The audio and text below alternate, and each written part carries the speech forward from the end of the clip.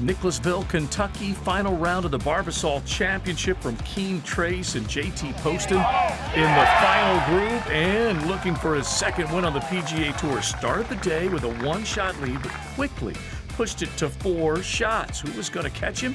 Well, Sam Ryder trying to make his move. Look at this shot.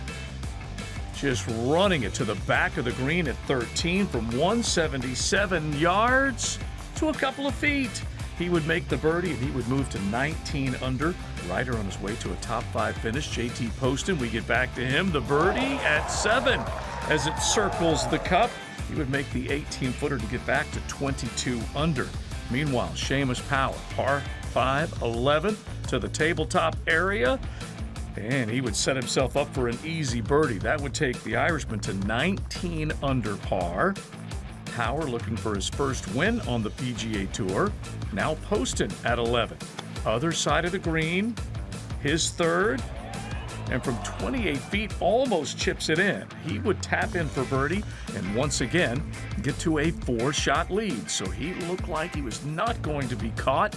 Anirban Lahiri, meanwhile, finishing strong.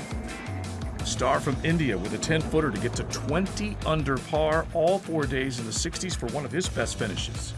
Now, the Chilean, Mito Pereira, moved up from the Korn Ferry Tour, and he's making it count as he makes birdie at 15 and a top 5 finish.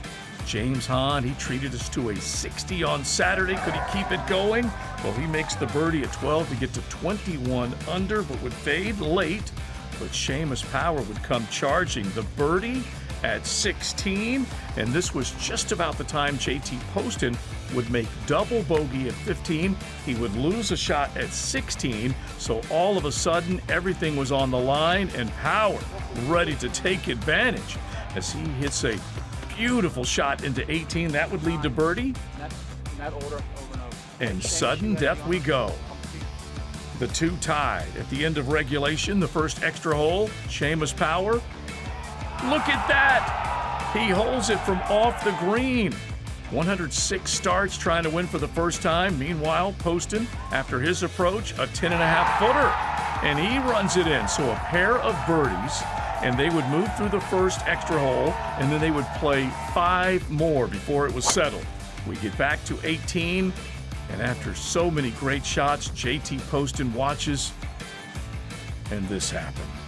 It slides past the red line and into the lake, and that would mean he would have to take a penalty stroke, advantage Seamus Power, and he would win with a tap-in par.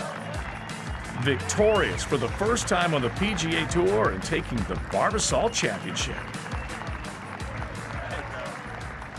I mean, there's no way it's going to sink in yet, but I didn't even know half of the stuff you just said there. But, you know, yeah, it has. It's been a bit of a struggle of a season early, and I found a bit of form recently. But, yeah, I mean, this changes everything for me. Just to, you know, forever now I'll be able to say I'm winner in the PGA Tour, and as you said, playoffs and all this kind of stuff. I mean, it's not going to sink in yet, but, yeah, I mean, I couldn't be more proud. Like Simon, everyone. I mean, I just have too many people to thank. But, yeah, it's unbelievable.